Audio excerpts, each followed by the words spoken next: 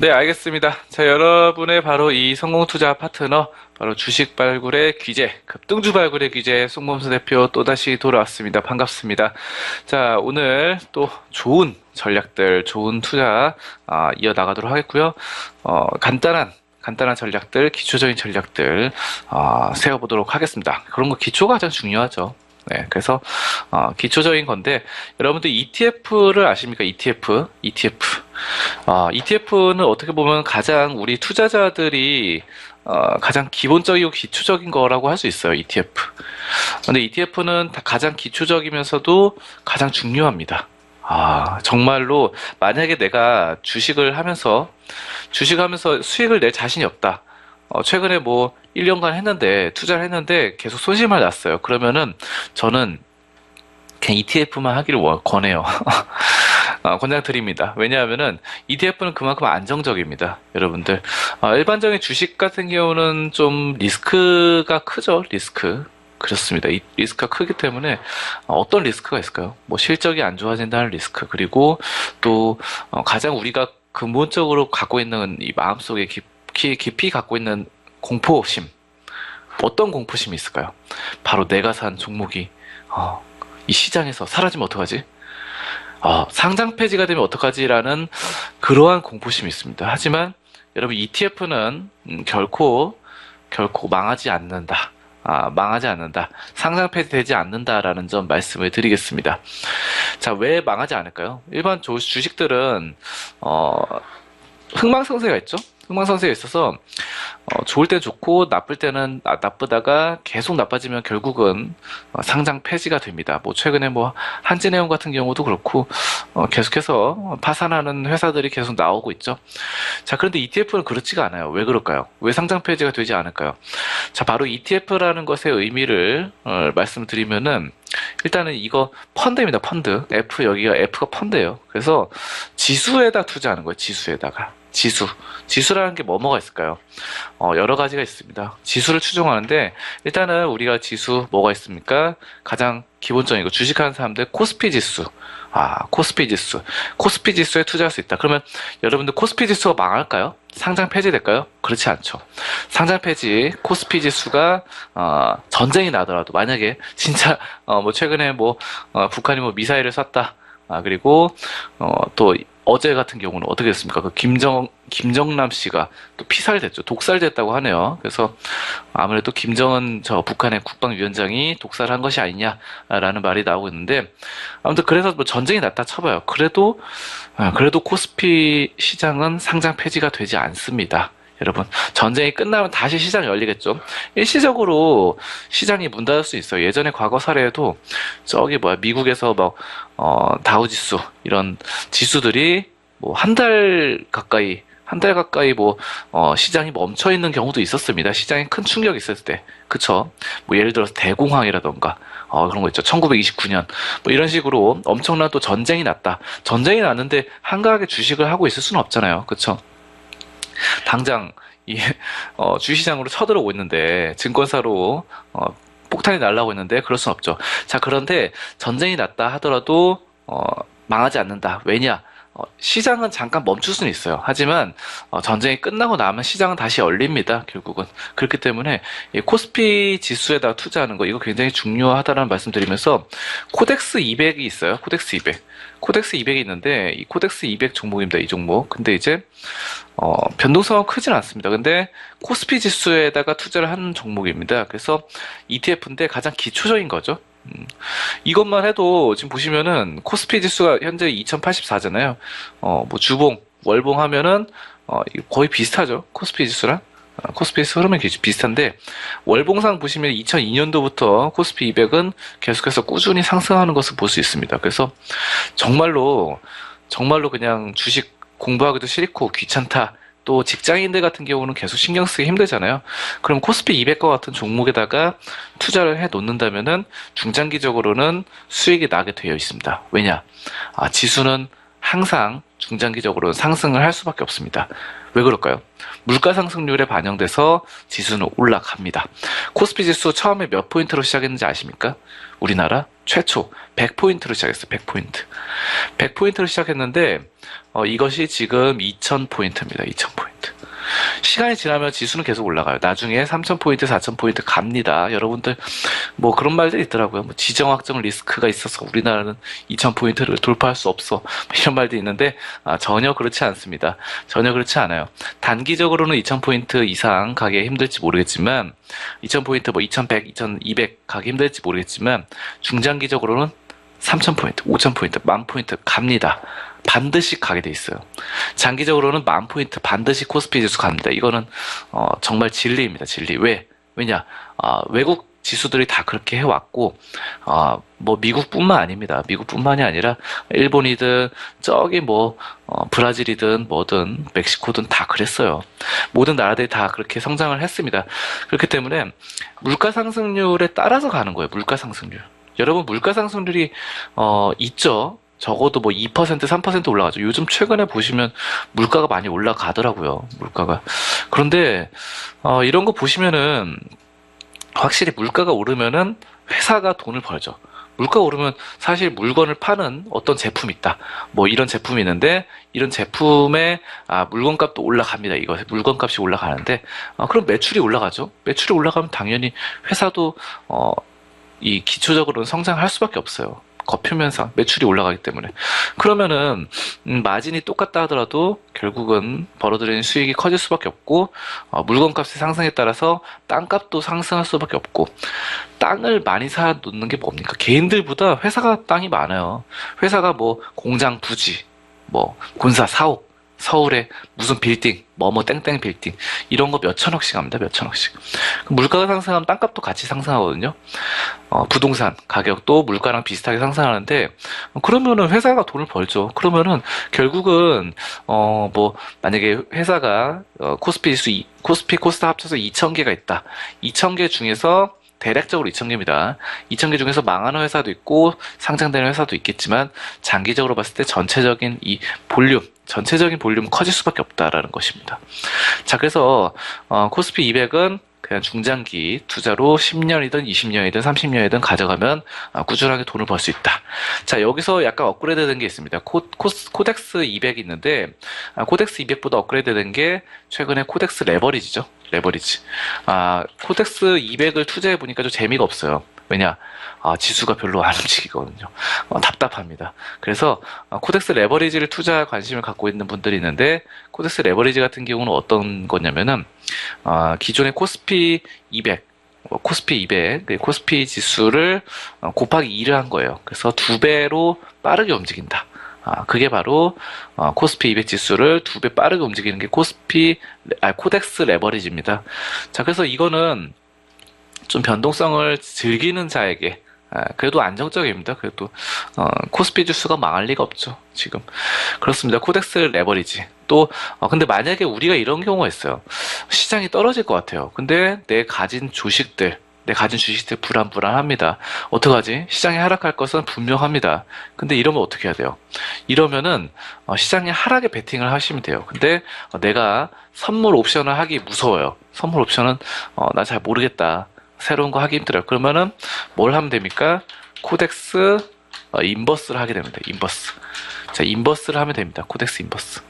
자, 그래서 코덱스 인버스 하면 지수가 떨어질 때 수익이 난다. 이거는 계속 지금 떨어졌죠. 최근 들어서. 차트를 보면은 하락 추세인데 왜 그렇습니까? 최근에 코스피 지수가 계속 올랐죠. 그렇기 때문에 떨어진 겁니다. 자, 이럴 때는 올라가잖아요. 이럴 때는 뭡니까? 코스피 지수가 엄청 떨어진 거예요. 코스피 지수 떨어지면 올라가게 됩니다. 이거는. 그래서 보험과 같은 만약을 대비한 보험과 같은 그런 효과가 있다라는 점 말씀을 드리겠고요. 우리나라에만 이렇게 지수에만 투자하는 것이 아니고 차이나, 중국에도 투자할 수 있죠. 바로 코덱스 차이나 H 이런 거, 홍콩 지수, 항생 지수 투자가 가능하시겠고요. 그 다음에 뭐 타이거 시리즈 있죠. 그래서 뭐 타이거 시리즈, 코덱스 시리즈, 코세프 시리즈 이렇게 보시면 되겠습니다. 뭐 타이거 차이나, 타이거 차이나 A 레버리지 이런 것도 괜찮습니다. 타이거 차이나 A 레버리지. 중국 시장 거대한 대륙에 투자를 하게 됩니다. 그래서 아까 전에 코덱스 차이나 H 같은 경우는 항생 지수, 그러니까 홍콩 지수에 투자를 하게 된다면은 이 코덱스 타이거 차이나 A 레버리지는 2배로 움직이는 건데 요거는 중국 본토에 투자하는 겁니다. 항생이 아니라. 근데 개인적으로 항생 지수보다 본토에 투자하는 게 더 매력적으로 보여요. 저는 그렇게 보고 있습니다. 그리고 이게 지금 상하이 지수가 뭐 6,000포인트 이렇게 갔다가 지금 최근에 많이 떨어졌죠. 최근에 많이 떨어져서 지금 바닥을 헤매고 있습니다. 자, 바닥에서 박스권 유지 중인데 이거 상하이 지수 중국은 언제든지 뭐 크게 성장할 가능성이 있는 종목이죠. 종목은 아니지만 하나의 투자 종목으로 우리가 볼 수 있겠습니다. 자, 그런 투자 종목으로 중국을 여길 수 있는데 분명히 중국은 이 거대한 인구, 전 세계 1위의 인구 이런 것들을 밑바탕 해서 지금 최근에 좀 경제 성장률이 주춤하긴 하지만 언젠가 한번 튀어줄 것이다. 미리 매집해서 들어가서 나중에 크게 상승할 때 바로 이러한 상승이 올 수 있습니다. 자, 이런 것도 한번 기대를 해볼 수 있겠다. 2014년, 2015년에 중국, 차이나, 상하이 지수가 엄청나게 뛰었죠. 자, 그런 것들 우리가 생각을 해볼 수 있겠고요.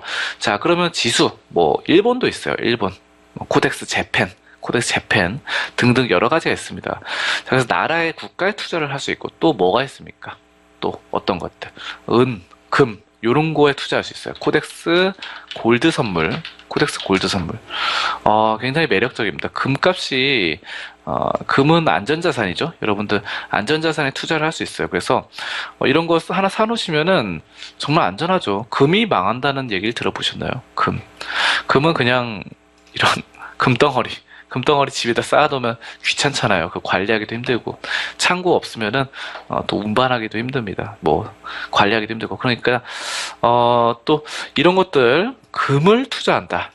금값이 1온스당 얼마인지 이렇게 해서 지금도 많이 꽤 하락 추세로 많이 떨어져 있는 상태인데 예전에 2011년 이때 좋았죠. 근데 지금 저점에서 이제 반등해 나가는 상황입니다. 8,500원에서 9,300원대까지 올랐는데 금값 추세 최근에 살아나고 있고 좋기 때문에 금에도 투자를 해볼 수 있겠고 금이 이 금속의 최고라면 은도 있죠. 두 번째 2인자 코덱스 은 선물도 있습니다. 거기에 이제 금속에만 투자할 수 있는 것이 아니라 콩 먹는 거에도 투자할 수 있어요. 코덱스 콩 선물 콩 지수를 투자를 하는 것입니다. 그런 거 굉장히 좋죠. 식품 같은 것들은 물가라는 수준이 장기적으로 상승하기 때문에 여러분들 식품이 뭐 망할 수가 없죠. 상장 폐지될 수 없죠. 그런 건 장기적으로 물가는 상승할 수밖에 없어요. 전 세계적으로 봤을 때. 왜냐하면 지금 인구는 자꾸 늘어나잖아요. 전 세계적으로 인구는 자꾸 늘어나는데 이 면적 뭐 에이커당 이 식량 생산은 한계가 있다고 합니다. 그래서 나중에 미래 상황들 보고서에 따르면은 나중에 식량이 부족해서 인류는 멸망할 것이다. 이런 보고서도 있어요. 그쵸? 식량이 부족하게 될 것이다. 뭐 그런 영화들, SF 영화들도 굉장히 많고요. 예전에 봤었던 그 인터스텔라 뭐 그런 영화 있었죠. 인터스텔라에서도 식량이 부족해가지고 먼 다른 별로 가는 다른 행성으로 찾아 떠나는 뭐 그런 내용이 나오는데 아무튼 그래요. 식량은 나중에 부족하게 될 가능성이 있습니다. 그래서 인구가 기하급속도로 늘어나기 때문에 기아는 지금 사실상 우리나라 한국에 있으면은 여러분들 무슨 말이냐 먹을 게 천진데 이렇게 말할 수 있지만 전 세계적으로 봤을 때 식량은 부족하게 될 수밖에 없습니다. 자, 그렇기 때문에 이런 점들 우리가 콩이라든지 또 뭐 먹거리 뭐 예를 들어서 뭐 소나 돼지 이런 것도 닭도 보시면 닭을 보시면 최근에 AI 때문에 닭 엄청나게 몇천만 마리 죽였잖아요. 그래서 몇천만 마리가 살처분되고 저세상으로 갔는데 이런 닭들 보시면 닭값도 많이 떨어지면은 많이 죽으면은 당연히 가격이 올라가겠죠. 그래서 계란값도 폭등을 하고 이런 거 보시면은 뭐 닭이라던가 육류, 고기 이런 거에 투자를 한다면은 얼마나 좋을까 뭐 이런 생각을 해봅니다. 그래서 그런 것들이 ETF로 주시장에서 우리가 거래를 할 수 있다라는 거예요, 여러분들이. 맨날 그 회사 기업 가치 뭐 영업이익 얼마, 순이익 얼마 이런 것만 따져보시지 마시고 전반적으로 닭값이 올라가지 않을까, 소값이 올라가지 않을까, 돼지값이 올라가지 않을까 이런 것들도 또 콩값 콩 먹는 콩이 올라가지 않을까 이런 것들도 생각을 해볼 수 있습니다. 자, 그리고 주식과 좀 밀접하게 관계 있는 것들이 업종, 업황이 있는데 자, 바로 코덱스 건설, 뭐 코덱스 은행, 타이거 미디어 통신, 타이거 반도체, 코세프, 블루칩 등등 이런 것들이 있어요. 그래서 각 반도체 업황, 뭐 미디어 통신 업황, 은행 업황, 금융 업황, 건설 업황, 뭐 코덱스 조선 등등 뭐 여러 가지 많아요. 굉장히 그렇기 때문에 여러분들이 만약에 이런 거 있어요. 뭐 조선주에 투자를 하고 싶습니다. 조선주에 투자하고 싶은데 도대체 어떤 조선주에 투자를 해야 되는지 모른다.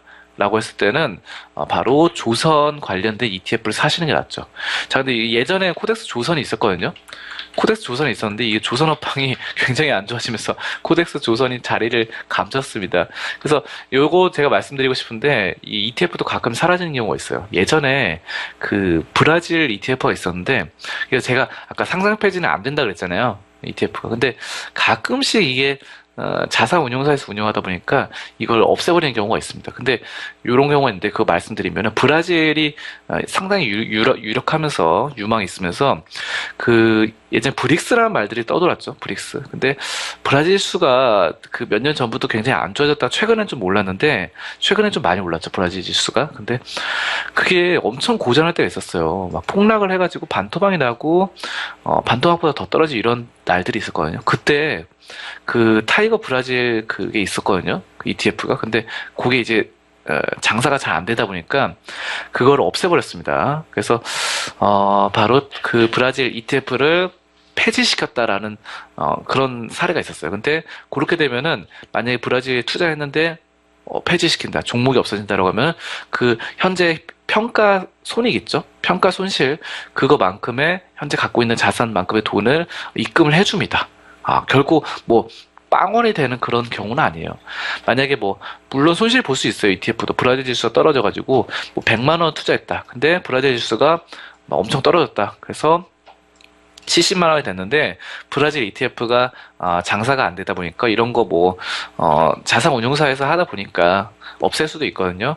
그래서 그 상황에 따라서 70만 원이 됐는데 평가 자산이 근데 이걸 삭제를 한다고 하면은 돈을 70만 원 돌려줍니다, 현금으로. 그러면은 브라질 나는 상승할 것을 믿습니다. 라고 한다면은 다른 브라질 펀드를 가입하는 것도 가능하거든요. 그런 식으로 우회적으로 간접적으로 투자가 가능합니다. 그렇기 때문에 그리고 사실상 이 ETF에서 없어지는 게 그렇게 많지는 않아요. 여러분들 좀 안심하셔도 되고 없어진다 하더라도 일반 주식은 만약 상장 폐지가 되면 거의 뭐 팔기가 힘들어지죠. 장외 거래를 통해서 팔아야 돼서 힘든데 요거 같은 경우는 돈을 그냥 그대로 환불을 해줍니다. 평가 손실만큼 빼고 당연하죠. 그거는 결과는 자신이 본인이 책임지는 것이기 때문에 자 그래서 장외로 만약 상장 폐지돼서 일반 주식처럼 장외로 팔 필요는 없다라는 점이 굉장히 강점이고 이게 지금 좋은 게 뭐냐면은 일단 세금 문제가 있어요. 이 펀드라고 했잖아요. 펀드인데 일반 펀드 같은 경우는 그 수수료가 굉장히 많이 들죠. 수수료라든지 비용이 많이 드는데 보통 펀드 매니저한테 뭐 1% 정도 내외의 이 유지 보수가 있습니다. 근데 요거는 그냥 지수만 추종하는 것이기 때문에 펀드임에도 불구하고 이런 유지 보수가 필요 없다. 라는 점. 그리고 세금 면에서도 우리가 보통 어떻습니까? 그 세금 0.3%씩 내잖아요. 주식. 그쵸? 주식 거래할 때. 그런 세금도 ETF마다 약간씩 다른데 세금을 받지 않는 그런 ETF도 있습니다. 그건 잘 알아보시고 ETF마다 다 개별적으로 달라요. 그래서 세금 0.3%를 내지 않는 ETF에 있어서 이만큼도 이득으로 가져갈 수 있다. 얼마나 좋습니까? 이거 안 내도 되니까. 그쵸? 자, 여러 가지 장점들이 있는 거예요. 그래서 국가 차원에서도 ETF를 많이 권장을 합니다. 워렌 버핏도 그랬습니다. ETF. 여러분들, 주식 잘 모르겠으면 그냥 ETF 투자해라. 라고 워렌 버핏이 말했습니다. 왜냐면은, 가장 안정적이면서도 가장 확실한 거죠. 수익이 보장돼 있는 겁니다. 중장기 투자를 할 때는 거의 대부분의 업황이나 지수라던가 또 물가 상승에 따라서 아까 금이나 뭐 이런 것들, 은, 콩, 뭐 공유 이런 것들 다 올라가는 게 정석이거든요. 가끔씩 물가가 떨어지는 디플레이션도 있어요. 하지만 중장기적으로는 물가가 상승하는 게 당연하다고 보고 있습니다. 이것은 지금 시절 때만 그런 것이 아니라 우리 인류의 역사 몇천 년 동안, 몇백 년 동안 계속해서 상승을 해왔습니다. 그래서 물가는 단기적으로는 뭐 1년에서 3년 정도는 하락할 수도 있어요. 그럼 손실을 볼 수 있겠지만 중장기적으로 10년 단위로 끊어서 봤을 때는 인류 역사상 10년 단위로 물가가 하락한 적은 한 번도 없었다. 이렇게 말씀드릴 수 있겠네요. 그건 자신 있게 말씀할 수 있습니다. 그렇기 때문에 물가만 상승하면은 아까 그런 금이라던가 또 이런 것들이 올라갈 수 있다라는 점 다시 한번 말씀을 드리겠습니다. 자, 그래서 우리 ETF 말씀드렸는데 ETF는 정말 안정적이면서도 수익성이 많이 보장이 돼 있고 중장기로는 수익을 보기 손쉽다. 라는 점, 초보자도 쉽게 가능하다. 상장 폐지 안 된다. 좋습니다. 세금 혜택도 있다. 이 세금 혜택 있는 거 간략하게 말씀드리면은 국가에서 아까 권장한다 그랬잖아요. 이 주식 투자하고 이런다가 손실을 보는 사람들이 굉장히 많다 보니까 징징대는 분들이 많다 보니까 이게 국가에서 야 그러면 ETF 권장해. ETF는 안정적이니까 이렇게 한 거예요. 그래서 일반 주식 위험하니까 ETF를 하면은 세금도 감면해 주겠다. 얼마나 좋습니까? 그래서 ETF를 많이 권장하는 거예요. 안정적이라서. 자, 그렇다는 점 알고 알아두시면 되겠고, 이런 점도 살려서 우리가 안정적으로 투자할 때 ETF 정말 좋다라는 점 말씀을 드리겠습니다.